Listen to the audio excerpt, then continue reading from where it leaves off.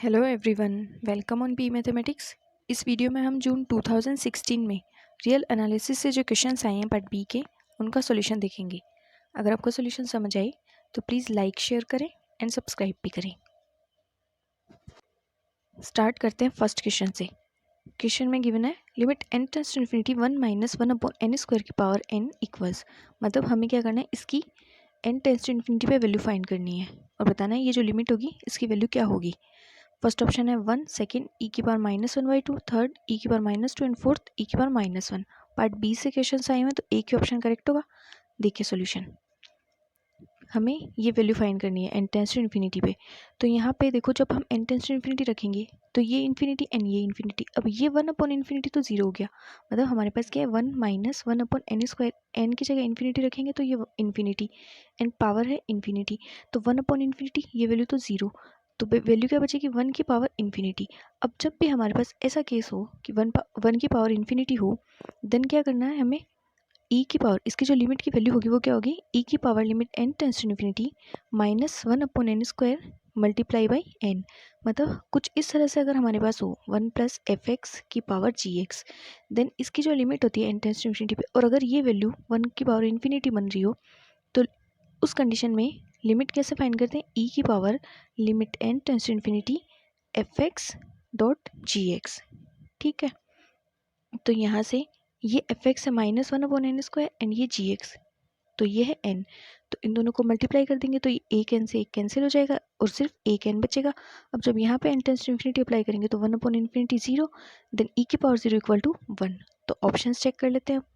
Limit की value आ गई 1, तो ऑप्शन 1 करेक्ट हो गया एंड बाकी के तीनों ऑप्शन इनकरेक्ट हो गए।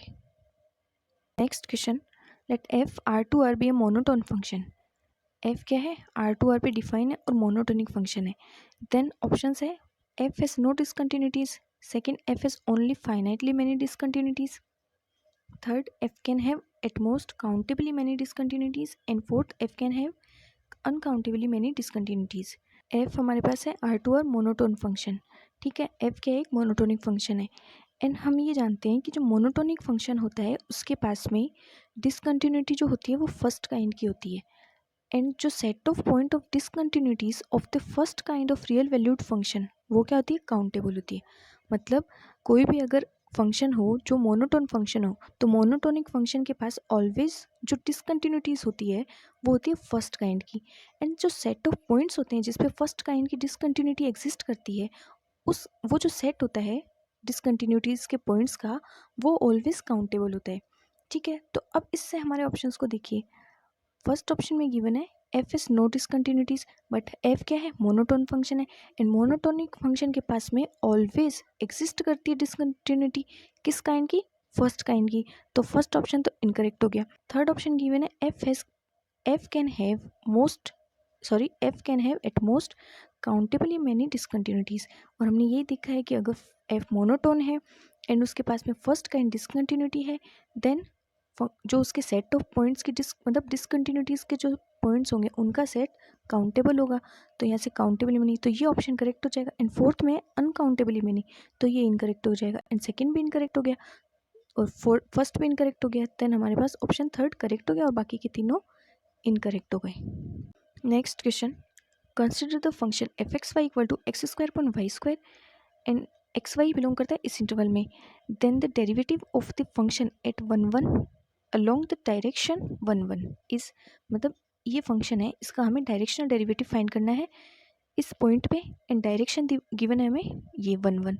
तो यहाँ पे देखो पॉइंट भी 1 1 है एंड डायरेक्शन भी 1 1 है और हमें फाइंड करना है इस एफ एक्स वाई का डायरेक्शनल डेरिवेटिव। ऑप्शन है 0 1 2 एंड -2।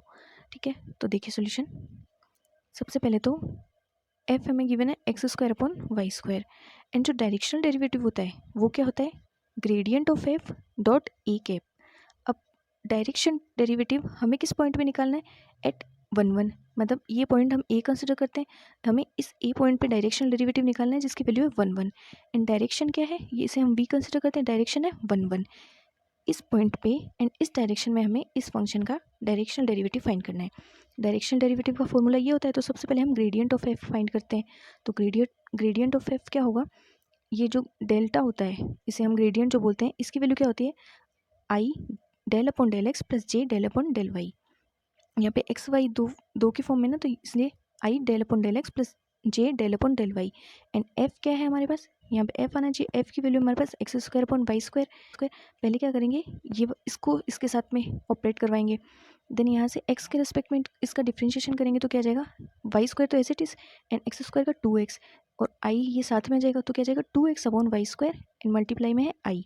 फिर उसके बाद में इसके रेस्पेक्ट में डिफ्रेंशिएशन करेंगे, मतलब वाई के रेस्पेक्ट में करेंगे इसका डिफ्रेंशिएशन, तो क्या आएगा हमारे पास में, इसका वाई के रेस्पेक्ट में डिफ्रेंशिएशन करेंगे तो क्या जाएगा एक्स स्क्वायर तो एज इट इज एंड ये 1 अपॉन वाई स्क्वायर है तो इसका हो जाएगा -2 अपॉन वाई क्यूब एंड जे जो होगा ये मल्टीप्लाई में रहेगा। अब पॉइंट्स क्या है एट 1 1, तो 1 1 पे इसकी वैल्यू क्या आएगी, इस ग्रेडियंट की वैल्यू 1 1 पे 2i माइनस 2j, एक्स की जगह 1 रख देंगे, वाई की जगह 1 रख देंगे, तो यहाँ से देखो सिर्फ 2i ये बचा, यहाँ से 2j तो ये बचा। अब हमें डायरेक्शनल डेरिवेटिव फाइंड करना है, ये डायरेक्शन है, तो डायरेक्शनल डेरिवेटिव के लिए हमें क्या चाहिए, यहाँ पे ये ए कैप भी चाहिए। तो ए कैप क्या होता है, यूनिट वेक्टर अपॉन रूट, ये जो मतलब यूनिट वेक्टर फाइंड होता है इसके लिए ए स्क्वायर प्लस बी स्क्वायर इस तरह से। तो यहाँ पहले हम यूनिट वेक्टर फाइंड करेंगे, तो यूनिट वेक्टर क्या आएगा एक्स आई प्लस वाई जे एट 1 1, मतलब 0.11, क्योंकि डायरेक्शन गिवन है हमें 1 1, तो 1 1 डायरेक्शन में ये इसका जो यूनिट वेक्टर होगा वो क्या आ जाएगा, यहाँ से एक्स की जगह 1 एंड वाई की जगह 1, तो वो आ जाएगा आई प्लस जे एंड फिर ए कैप की वैल्यू आ जाएगी i plus j upon under root 2। Then यहाँ से हमारे पास डायरेक्शनल डेरिवेटिव क्या आ गया, gradient of f dot a cap, gradient हमारे पास 2i माइनस 2j आया एंड ये आया हमारे पास ए कैप, तो इसको मल्टीप्लाई कर देंगे तो ये अंडर रूट 2 तो नीचे रहेगा एंड देखो यहाँ से इसको मल्टीप्लाई करेंगे तो ये 2 एंड इसको मल्टीप्लाई करेंगे तो ये भी 2, क्योंकि आई डॉट आई ये क्या होगा हमारे पास 1, इस तरह से जे डॉट जे ये भी 1 हो जाएगा, तो क्या आ गई हमारे पास वैल्यू 2 माइनस 2 इक्वल टू 0। यहाँ से हमारे पास डायरेक्शनल डेरिवेटिव की वैल्यू आ गई 0। देन अब ऑप्शंस को देखिए, फर्स्ट ऑप्शन में गिवन है 0, तो फर्स्ट ऑप्शन करेक्ट हो गया एंड बाकी के तीनों इनकरेक्ट हो गए। Next question, consider the improper Riemann integral integration 0 to x y की power -1/2 dy। This integral is, first option given है continuous in close interval 0 to infinity, second continuous only in open interval 0 to infinity, third discontinuous in open interval 0 to infinity and fourth discontinuous only in open interval half to infinity. ये integration given है, then इसकी continuity के बारे में बताना है, तो इसको हम सिंप्लीफाई करेंगे। देखो ये जो इंटीग्रल है इसको हम सीधा से सॉल्व कर सकते हैं, ये इंटीग्रेशन हो सकता है यहाँ पे y के रिस्पेक्ट में। तो देखो यहाँ से इसका जब इंटीग्रेशन करेंगे y की पावर -1/2 का y के रिस्पेक्ट में इंटीग्रेशन है, तो करेंगे तो क्या जाएगा यहाँ से y की पावर -1/2 + 1 अपॉन -1/2 + 1 एंड लिमिट है 0 to x। इसको सिंप्लीफाई करेंगे, ये 1 में से 1/2 कैंसिल होगा, मतलब यहाँ से हाफ बचेगा, तो यहाँ नीचे क्या है वैल्यू हाफ और ये ऊपर जाके वैल्यू क्या आ जाएगी 2 इंटू और यहाँ से y की power half, then limit apply करेंगे 0 to x, तो पहले इसकी जगह अपर लिमिट अप्लाई करेंगे तो वो क्या आ जाएगा x की पावर हाफ एंड फिर 0 अप्लाई करेंगे तो 0, देन यहाँ से आ जाएगा 2 इंटू एक्स की पावर हाफ, या फिर लिख सकते हैं इसको 2√x। देन हमारे पास में फंक्शन क्या आ गया 2√x। अब इस फंक्शन की मतलब ये जो इंटीग्रेशन की वैल्यू है हमारे पास वो क्या है 2√x। अब इसकी हमें कंटिन्यूटी के बारे में बताना है, तो हम इसको कंसिडर कर लेते हैं fx और फंक्शन की कंटिन्यूटी बता देते हैं। तो 0 के ऊपर अगर हम कंटिन्यूटी चेक करें तो पहले यहाँ पे x की जगह 0 रखेंगे तो f0 इक्वल टू क्या जाएगा हमारे पास 0 एंड फिर x टेंस टू 0 fx, जब x टेंस टू 0 fx रखेंगे तो वो वैल्यू भी हमारे पास क्या आएगी 0 आएगी। तो मतलब इसकी पॉइंट पे वैल्यू एंड फंक्शन की उस लिमिट पे वैल्यू दोनों वैल्यूज़ क्या हो रही है सेम है, इसका मतलब 0 पे फंक्शन क्या है कंटिन्यूस है। तो इस इंटीग्रेशन से जो हमें फंक्शन मिला वो 0 पे तो कंटिन्यूस है, इसका मतलब इस इंटरवल में फंक्शन कंटिन्यूस है हमारे पास। देन अब अगर हम ऑप्शंस को चेक करें तो फर्स्ट में गिवन है continuous in close interval 0 to infinity, तो ये ऑप्शन करेक्ट हो जाएगा यहाँ से। Next question, which one of the following statements is true for the sequence of functions f(n)x equal to 1/n² plus x square where n equal to 1 2 3 4 इस तरह से, where x belongs to close interval half to 1। Then first option है the sequence is monotonic and has 0 as the limit for all x belongs to close interval half to 1 as n tends to infinity। मतलब ये जो हमें f(n)x की sequence of function given है ये बताना है ये मोनोटोनिक होगी या नहीं होगी। फर्स्ट तो क्योंकि चारों ऑप्शंस में यही गिवन है, फर्स्ट में देखो f मोनोटोनिक, सेकंड में नॉट मोनोटोनिक, थर्ड में मोनोटोनिक, नॉट मोनोटोनिक। तो पहले तो हमें ये चेक करना है ये मोनोटोनिक होगी या नहीं होगी। फिर सेकंड यहाँ पे गिवन है हैज़ 0 एज लिमिट, मतलब इसकी लिमिट चेक करनी है as n tends to infinity. First में तो गिवन है कि इसकी जो n टेंस टू इन्फिनिटी पे लिमिट होगी वो 0 होगी। सेकंड में as n tends to infinity limit क्या होगी 1/x²। एंड थर्ड में n टेंस टू इन्फिनिटी पे लिमिट 1/x²। एंड फोर्थ में not monotonic and has 0 as limit. तो हमें क्या करना है, हमें ये चेक करना है कि f(n)x जो है ये मोनोटोनिक होगी या नहीं होगी। एंड सेकंड इसकी जो लिमिट होगी n टेंस टू इन्फिनिटी पे वो क्या होगी, ठीक है। और इंटरवल है x belongs to close interval half to 1। अब देखिए सॉल्यूशन, f(n)x गिवन है 1/n² plus x² and n की वैल्यू क्या है 1 2 3 एंड सो ऑन। तो यहाँ से पहले n की वैल्यू 1 रखें तो क्या आएगा f(n)x इक्वल टू, यहाँ पे जब 1 रखेंगे तो 1 + x², फिर 2 रखेंगे तो 2 का square 4, then f(2)x equal to 1/4 + x²। ठीक है, इस तरह से ये वैल्यू चलेगी। अब x की वैल्यू इस इंटरवल में है half to 1, close interval half to 1। तो अगर हम x की वैल्यू 1 रखेंगे तो क्या मिलेगा, यहाँ पे जब x की वैल्यू 1 रखेंगे तो 1 + 1 2 यानी 1/2। फिर यहाँ पे रखेंगे 1 तो क्या वैल्यू आ जाएगी 1/5। फिर नेक्स्ट जो टर्म आएगी वो क्या आएगी 9 + x²। देन यहाँ पे 1 रखेंगे तो क्या जाएगा हमारे पास 1/10। अब देखें तो ये 1/2, फिर ये 1/5 उससे भी छोटा, 1/10 उससे भी छोटा।